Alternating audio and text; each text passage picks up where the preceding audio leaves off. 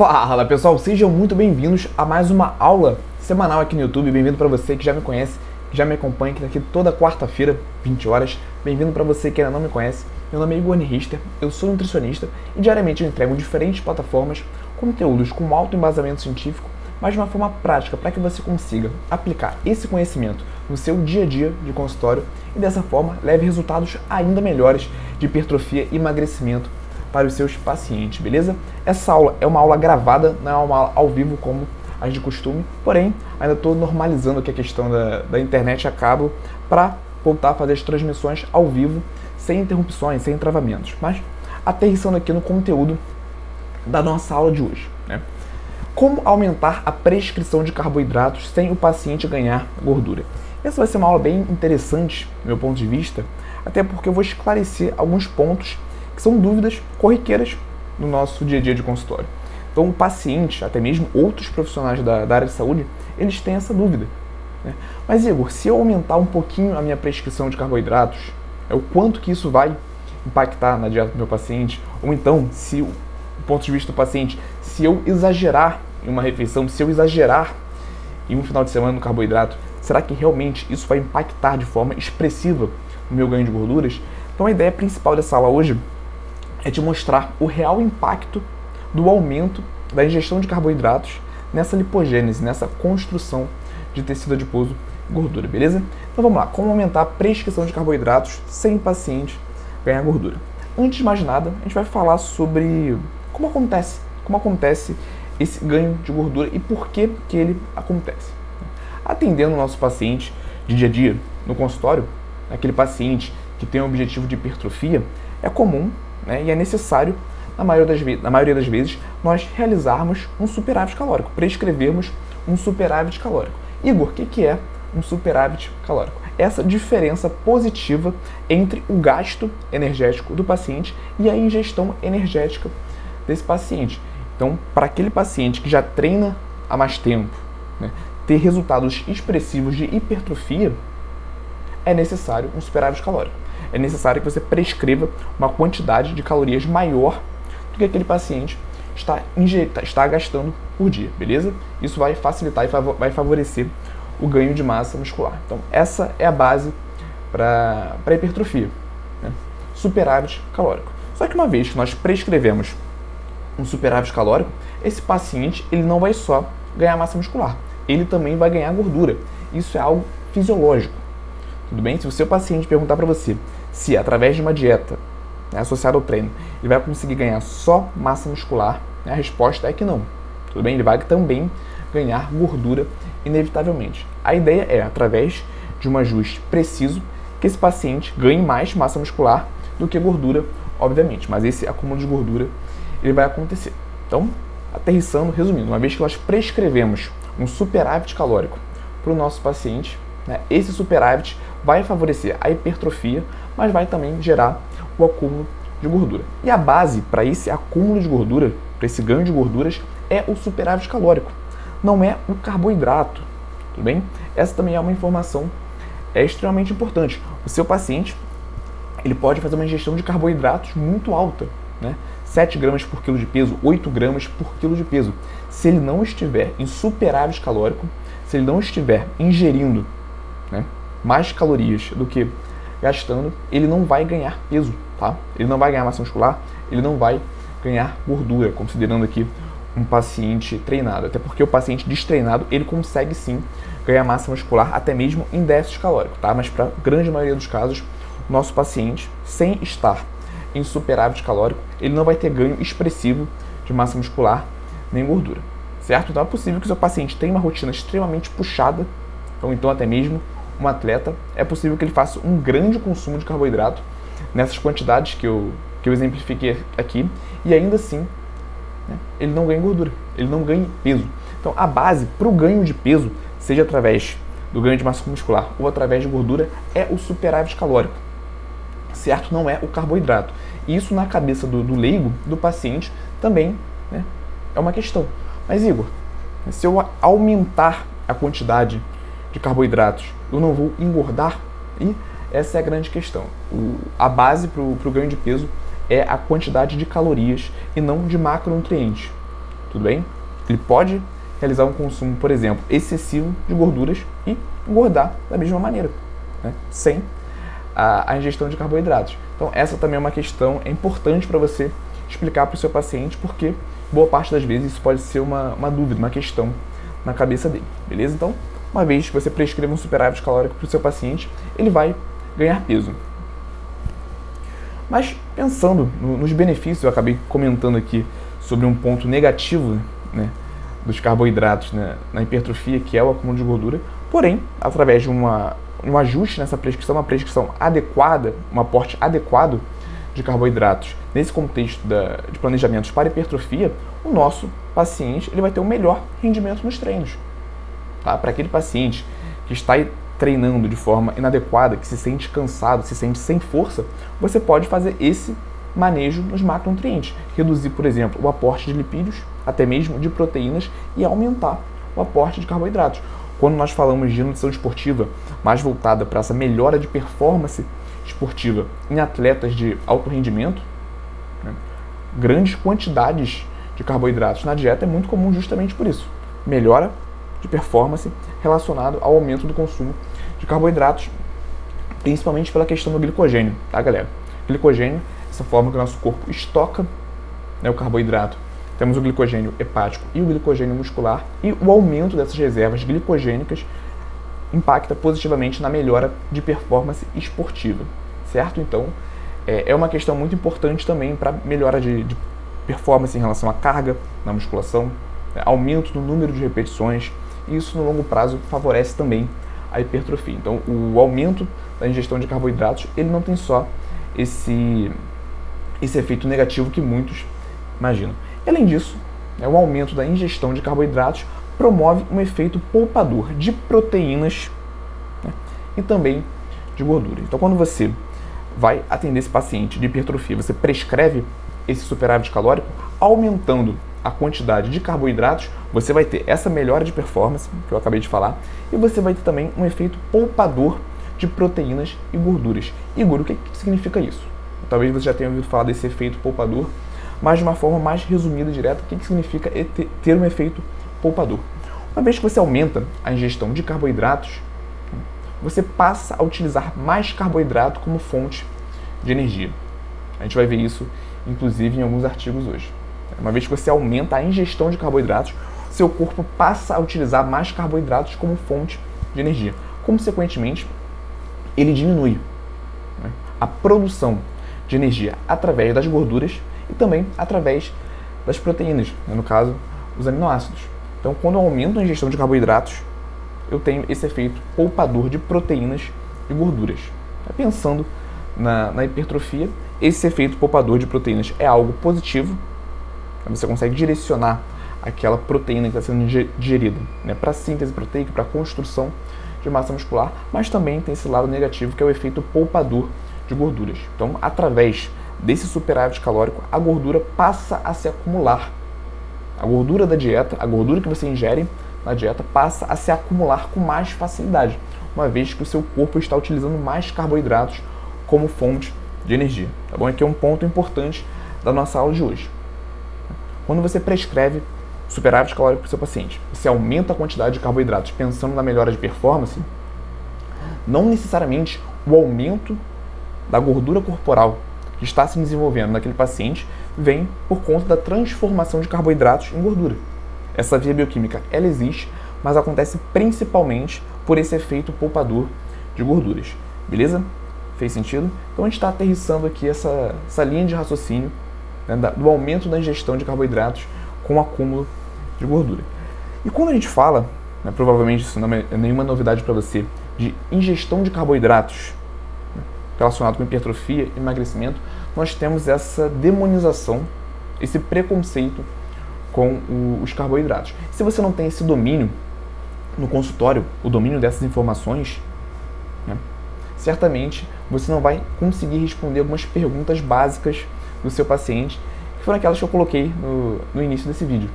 Mas, Igor, o quanto que os carboidratos têm o potencial de construir gordura, de aumentar o meu percentual de gordura? Se eu exagerar em um final de semana, eu vou ganhar realmente muita gordura? Tudo bem? Então existe esse preconceito com os carboidratos, mas é o que eu sempre falo. A autoridade em alimentos, em macronutrientes, carboidratos, proteínas e lipídios, somos nós, nutricionistas. Então é fundamental nós entendermos esses processos de construção de gordura, principalmente esses relacionados com os carboidratos, que geram muitas dúvidas, para podermos explicar para o nosso paciente, para podermos e conseguirmos explicar para outros profissionais da área de saúde que têm muitas dúvidas em relação a isso. Então hoje a gente vê, eu não acredito que isso vai sumir no curto e médio prazo, esse preconceito com os carboidratos, né? Essas dúvidas, muitas vezes, do impacto dos carboidratos no ganho de gordura, e eu vejo muitos nutricionistas, né? Muitos profissionais nutricionistas que não sabem avaliar realmente esse impacto e não sabem responder essas perguntas. A gente vai começar a entender melhor isso hoje, certo? Qual é o real impacto do aumento de carboidratos na lipogênese, na construção desse tecido adiposo?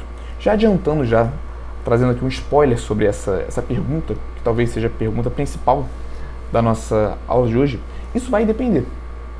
Ó, depende do tempo que o nosso paciente ele está em superávit calórico proveniente de carboidratos e depende também do tamanho desse superávit calórico. É bem lógico nós entendermos que a partir de um superávit calórico maior, por exemplo, se o nosso paciente gasta por dia 2.000 calorias, nós prescrevemos para ele 4.000 calorias, um superávit de 2.000 calorias, que é considerado um superávit alto, né?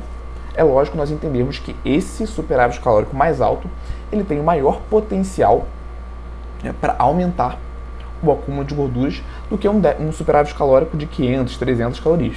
Tudo bem? Então, esse é um ponto óbvio, mas que vale a pena nós enfatizarmos.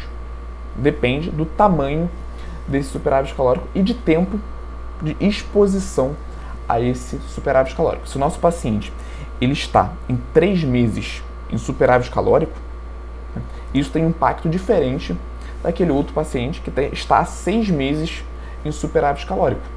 Tudo bem? Mesmo que esse superávit calórico seja idêntico. Com o passar do tempo, em superávit calórico, nosso paciente ele passa a desenvolver algumas adaptações metabólicas que favorecem o aumento desse acúmulo de gordura.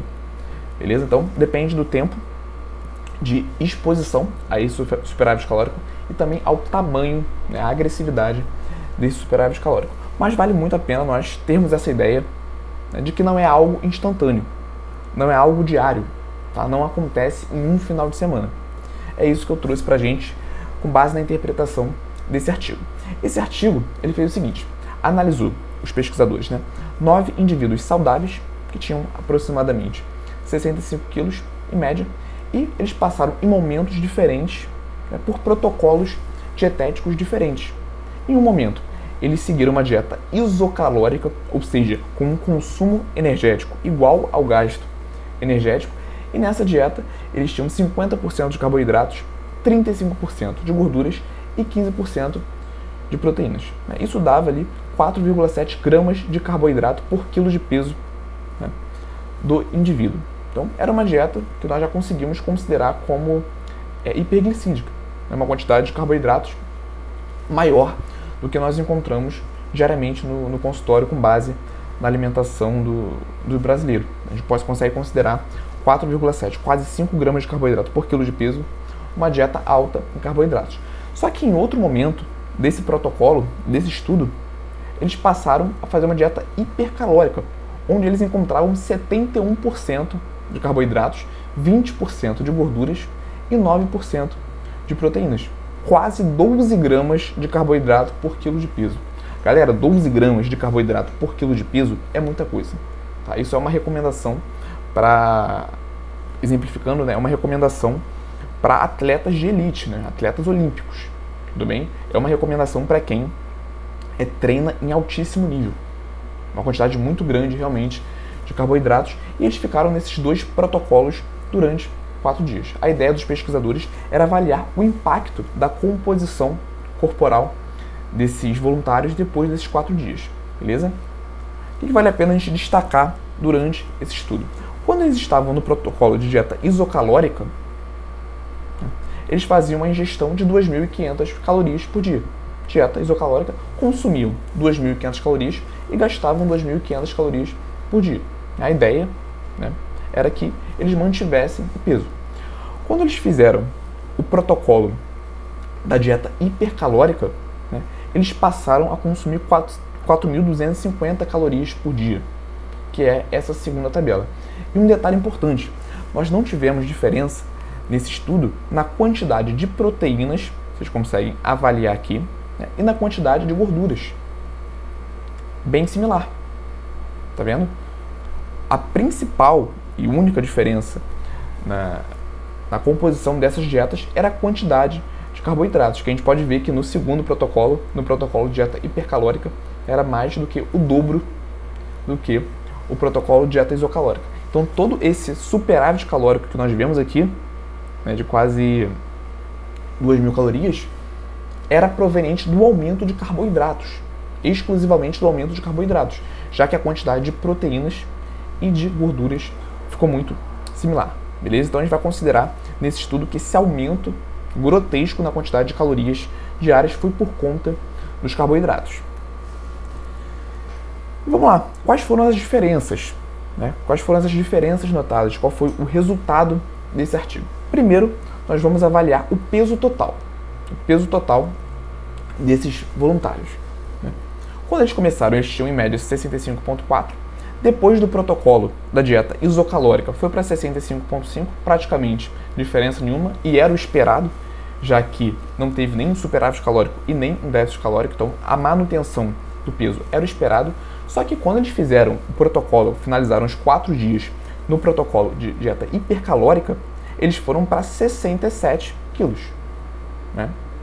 Uma diferença expressiva. 2 quilos, 2,1 quilos a mais, em média, né? Acho que por aí. Uma diferença expressiva no peso total, no aumento, né, do peso total desses voluntários no final desse protocolo de dieta hipercalórica, proveniente principalmente de carboidratos. Então vale a pena a gente destacar mais uma vez que esse aumento na quantidade de calorias não foi através de gorduras, não foi através de proteínas, foi através só de carboidratos. Beleza? Em relação ao peso total. Quando o estudo, os pesquisadores avaliaram a quantidade de massa gorda, né, olha que interessante. Não tivemos diferença significativa. Não tivemos diferença expressiva. Eles começaram o protocolo com 13,8 kg de massa gorda. No final da dieta isocalórica, estava com 13,7, praticamente nenhuma diferença. E no final desse protocolo de dieta hipercalórica, né, proveniente do aumento dos carboidratos, eles estavam com 13,9. Né? Consegue visualizar aqui. Então, praticamente nenhuma diferença. Teve aumento no peso total, mas não teve diferença na quantidade de massa gorda, que é algo bem interessante. Então, Igor, né, você pode estar se perguntando, então, onde está esse aumento de peso? Por onde esses pacientes ganharam peso? Tá aqui a resposta, galera. Aumento na massa livre de gordura. Então, eles foram de 51,5 para 53,1. Um aumento expressivo na massa livre de gordura. Igor, isso quer dizer que esses pacientes ganharam esse peso, eles aumentaram o peso de massa livre de gordura através de músculos? Eles ganharam musculatura, massa magra? E a resposta é que não. Tudo bem? Massa livre de gordura, o que também inclui água. Certo? Então, quando a gente aumenta a ingestão de carboidratos, como eu já falei também no início dessa aula, nós aumentamos também a quantidade de glicogênio. Glicogênio muscular, glicogênio hepático. E para o glicogênio ser formado, ele se liga na água. Certo? Então, aumento na quantidade de carboidratos reflete também no aumento dos estoques de glicogênio. Isso tem impacto importante no peso total do nosso paciente. Até porque esse glicogênio ele é formado se ligando à água. Então, essa massa livre de gordura que aumentou não foi músculo, necessariamente. Até porque em 4 dias ninguém vê essa diferença tão grande no ganho de massa muscular, mas principalmente água. Beleza? Então, conclusão. A lipogênese, de novo, para quem não conhece esse termo, é essa formação de gordura a partir dos carboidratos. A lipogênese, de novo, não é algo agudo. Ela não acontece no intervalo de 4 dias, como a gente viu nesse estudo. Ela não acontece de forma expressiva, né, em 4 dias. não é um efeito agudo, acontece, né, ao longo dos meses, ao longo dos anos. Então, se o seu paciente ele vai passar o final de semana de férias, né, em um hotel fazenda, que ele come muito carboidrato, que ele come um monte de doce, e volta para casa 2 quilos mais pesado, esse aumento de peso não foi através do aumento de gordura, não foi através do aumento de massa magra, de massa muscular, certo? Foi através do aumento de massa livre de gordura, através desse aumento dos estoques de glicogênio, certo? E até mesmo através de um aumento da retenção hídrica, que também é um dos efeitos dos carboidratos. Mas a informação principal é esse aumento de gordura através da ingestão de carboidratos não acontece, né, nesse pequeno intervalo de 4 dias. É um processo longo que demora meses e anos, certo? Os pesquisadores foram além nesse estudo aqui. No 5º dia, eles seguiram o protocolo de dieta isocalórica e o protocolo de dieta hipercalórica durante 4 dias, né, em momentos diferentes, e no 5º dia eles fizeram esse teste. Fizeram uma refeição contendo 2,5 gramas de carboidrato por quilo de peso. O objetivo era analisar a resposta metabólica ao consumo desses carboidratos. Então, principalmente no 2º protocolo, eles estavam vindo de 4 dias com uma ingestão extremamente alta de carboidratos, e a ideia dos pesquisadores aqui era a seguinte: vamos agora oferecer essa refeição para eles e ver como que o corpo deles, depois dessa intervenção, está metabolizando os carboidratos. Então vamos lá, galera. Aqui nós temos os 2 grupos, né? O grupo que estava na dieta isocalórica e o grupo na dieta hipercalórica, na quantidade alta de carboidratos. E essa parte preta da barra representa a oxidação da glicose, a utilização desse carboidrato para gerar energia. Essa parte listrada, né, pontilhada da barra, representa, né, a síntese de glicogênio.